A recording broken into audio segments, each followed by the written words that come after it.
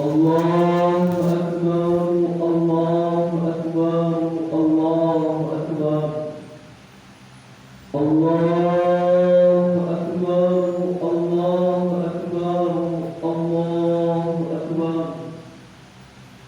الله أكبر الله أكبر الله أكبر كبيرا والحمد لله كثيرا وسبحان الله بكرة وأصيلا لا إله إلا الله صدق وعده ونصر عبده وعز جنده فهزم الأحزاب وحده لا إله إلا الله والله أكبر الله أكبر ولله الحمد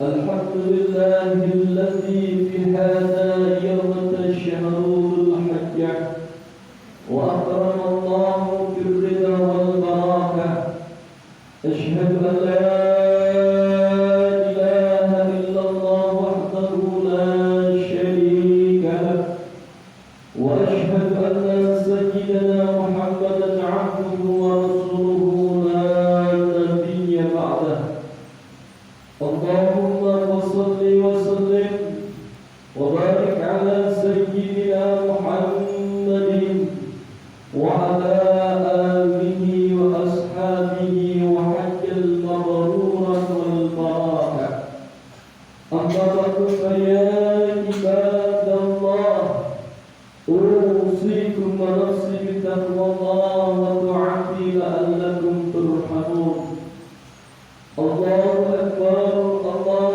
أكبر الله أكبر ولله الحمد وقال الله تعالى في كتابه الكريم أعوذ بالله من الشيطان الرجيم واتقوا الله الذي تساءلون به والأرحام إن الله كان عليكم رقيبا وقال أيضا قال النبي صلى الله عليه وسلم سلام منجيات خشية الله في السر والعالمية الحديث كما قال معاشر المسلمين وزمرة المؤمنين رحمكم الله يقرأ صلاة عيد الأضحى yang dirahmati oleh Allah. Sejenak kita jangan sampai meninggalkan dunia dalam keadaan tidak membawa iman, dalam keadaan tidak membawa Islam, sebab di akhir zaman ini agama kita akan diuji oleh Allah. Keyakinan yang mana? Lebih keyakinan kepada Allah atau lebih keyakinan yang dibuat oleh Allah Jalla Jalla. Sejalan itu ma'asyiral muslimin, al-fakir wasiat kepada diri saya khususnya pada jemaah di hari yang mulia yang dinamakan Aidul Adha, hari untuk selalu dan selalu mengingat momentum yang begitu luar biasa, untuk selalu mendekat kepada Allah. Yang dinamakan Aidul Qurban adalah untuk mendekatkan diri kepada Allah, bukan kita menjauh dari Allah.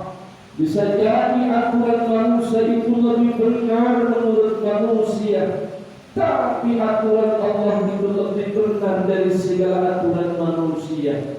Oleh sebab itu sejalan dengan itu, ketika kita hadir menuju majelis yang mulia, tidak ada ceritanya 1 bulan 2 bulan ini batal dari wudunya. Mereka selalu komitmen ittaqullah, yang ditakuti hanya Allah Jalla Jalla.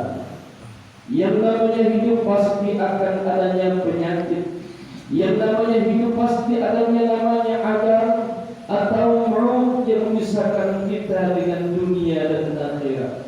Yang namanya orang hidup pasti ada ujian. Ujian yang paling terberat, mereka jauh dari konsep Allah Jalla Jalla. Maka jalla Allah yang begitu luar biasa, Allahu Akbar walillahil hamd. Inna lil muttaqina inda rabbihim jannatin na'im. Sesungguhnya orang-orang yang benar-benar takutnya kepada Allah. Tapi di zaman sekarang orang lebih takut dengan yang dicipta oleh Allah. Allah menciptakan satu karunia yang namanya penyakit. Itu bukan hanya ditakuti, sebagaimana yang dicontohkan Nabi Ayub. Mereka diberikan oleh Allah penyakit yang bertubi-tubi. Maka beliau dalam lisannya menjawab, "Anishkur fi hadzal nafsi." Kami bersyukur kepada Allah, Engkau berikan penyakit. Dan kalau penyakit itu sudah udang di balik batu, yang menjadi korbannya orang-orang yang tidak berdosa, orang-orang yang tidak bersalah, tapi mereka mementingkan kepentingan dirinya sendiri. Bisa jadi engkau lolos di dunia, bisa jadi engkau akan lari di dunia, tapi panjenengan kula bersama tidak akan bisa lari dari bentengnya Allah, dari jeratnya Allah. Allah Maha Alimun, Allah Maha Basirun, Allah Maha mengetahui. Sekecil apapun lisan ini berbohong, sekecil apapun akal ini berbohong, Anda akan diketahui oleh Allah. Bisa jadi engkau lolos dari manusia, bisa jadi engkau lolos dari rekaman manusia. CCTV disiapkan untuk manusia, tapi CCTV yang terhebat adalah malaikat Raqib dan Atid. Jamaah salat Idul Adha yang dirahmati oleh Allah. Allahu Akbar wa lillahil hamd. Kita sekarang ini di bulan haji yang sebenarnya ditakdirkan untuk berangkat haji ke Baitullah Baitul Mukarramah. Tidak mengecilkan hati kita, tetap iman kepada Allah. Bersyukur di tengah-tengah kampung kita masih bisa melaksanakan Idul Adha. Betapa takutnya masyarakat ingin melaksanakan ibadah menyembah kepada Allah, terkadang tidak bisa berani seperti ini. Diakibatkan karena kita sudah kena yang namanya aturan-aturan manusia. Karena hari ini, tahun ini, aturan manusia bisa jadi menang, tapi suatu saat aturan itu akan berbalik kepada diri kita masing-masing. Benarkah atau tidak di hadapan Allah Jalla Jalla? Ketika kita melihat dalam surat As-Saffat ayat 102 sampai 111, di situ ada sosok dua manusia yang terhebat, yang dinamakan malaikat yang selalu menjaga beliau, yaitu yang namanya Sayyidina Ibrahim alaihissalatu wassalam. Mengapa Nabi Allah Ibrahim begitu disinggung-singgung menjadi Khalilullah, kekasih Allah? Mereka berkata di dalam kitab Nasuhul Imam yang dikarang oleh Al-Imam Nawawi Al-Jami, bercerita, aku seperti ini, aku dikenal oleh Allah, aku disebut oleh Allah, bukan disebut pemerintahan kau President, tapi yang menyebut ini Allah, yang punya dunia, yang punya akhirat. Allah disebut Khalilullah, wahai kekasihku yang tercinta. Maka Nabi Allah Ibrahim berucap dalam lisannya, aku seperti ini. Yang pertama adalah khasyatullah, aku dahulukan perintah Allah, aku dahulukan perintah Allah, aku sholat untuk Allah, aku menyembah untuk Allah. Ketika orang menyembah Allah, tidak ada satu penyakit yang berani mendekat. Kalau wudunya itu benar, kalau hatinya benar, jasadnya wudunya benar, itu pasti janji Allah dalam hadis. Dalam kitab kecil yang namanya Babul Hadis diterangkan, ketika orang itu menjaga konsep dan kesuciannya kepada Allah, satu pun dua pun tidak akan bisa mendekat. Yang paling berbahaya itu yang mendekat kepada diri kita adalah al-fitnah, yaitu fitnah yang berkedok dengan agama Allah, fitnah yang berkedok dengan Al-Quran Allah, fitnah yang berkedok dengan hadis Rasulullah. Dulu kita kecil, ketika Pak Yai mengajarkan, hei sawu subuhakum, banyak sudah subuhi min tawamis sholat. Karena kita dibatasi dengan aturan manusia, menjaga jarak, hadis itu seolah-olah sirna di hadapan kita. Itu hadis Rasulullah, bukan hadis yang lainnya yang dinukil di dalam kitab berbagai kitab. Di Fathul Qarib ada, di Babul Hadis ada, di Wasatul Mustafa juga ada. Bahkan kitab-kitab yang terlalu juga ada yang menerangkan semacam itu. Karena sejalan dengan aturan manusia, lebih taat kepada manusia daripada Allah, akhirnya dilema di antara kita. Ini sah atau tidak? Maka jawabannya yang tanggung jawab adalah yang Allah. Jamaah rahimakumullah, Allahu Akbar walillahil hamd. Kita Kenapa Nabiullah Ibrahim dan ananda Ismail alaihissalam mereka sukses di dalam misi dakwahnya? Bayangkan ketika dalam surat As-Sabat itu diceritakan Nabiullah Ibrahim mimpi akan anaknya disembelih. Ternyata jauh ribuan tahun yang lalu Nabiullah Ibrahim itu sakhiyullah. Bukan hanya sakhiyullah, qaribun minallah. Mereka itu loman dan dekat dengan Allah. Dibuktikan karena setiap tahun mereka korban untuk dirinya, untuk keluarganya. Berjumlah berapa?